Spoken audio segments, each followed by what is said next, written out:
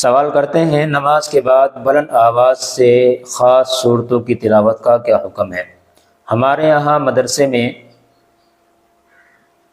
ایک بچے کو کھڑا کیا جاتا ہے اور وہ خاص صورتوں کی تلاوت کرتا ہے ہر نماز کے بعد، اور تمام اساتذہ اور تمام بچے خاموشی کے ساتھ سنتے ہیں، اور وہ ہر دن کرتے ہیں، کسی دن بھی ناغہ نہیں کرتے۔ تو کیا ایسا کرنا درست ہے یا نہیں؟